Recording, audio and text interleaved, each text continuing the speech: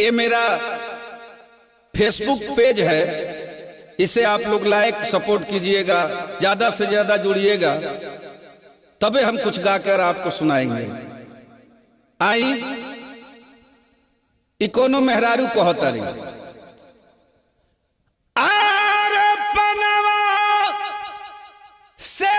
पातर रहनी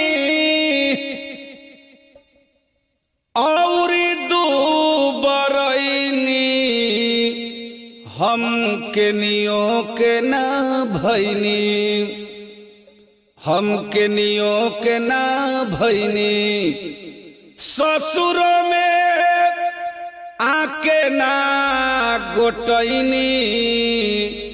हम के नियो के ना भैनी ससुर में आके ना गोटैनी, हम के नियो के ना भैनी पनवा से पातर रे रहनी। आरे पनवा से पातर रहनी और दुबरैनी हम के नियो के ना भैनी ससुर में आके ना गोटैनी, हम के नियो के ना भैनी ससुर में आके ना गोटैनी, हम के नियो के ना भैनी। तब अरे मिलल बात मरद दरद तनिको ना बुझला, मिलल बाटे मरद दरद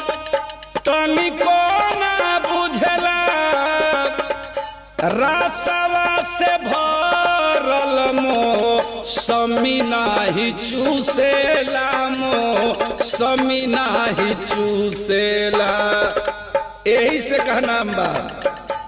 आरे मंटू प्रकाश संगे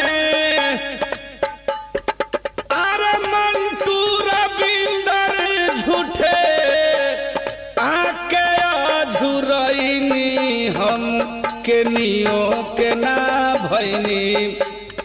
ससुर में आके ना गोटैनी, हम के नियो के ना भैनी ससुर में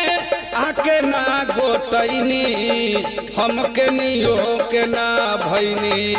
पनवा से पातर रे रोहनी। अरे पनवा से पातर रहनी और दुबरैनी हम के नियो के ना भैनी ससुर में आके ना गोटैनी, हम के नियो के ना भैनी ससुर में आके ना गोटैनी, हम के नियो के ना भैनी।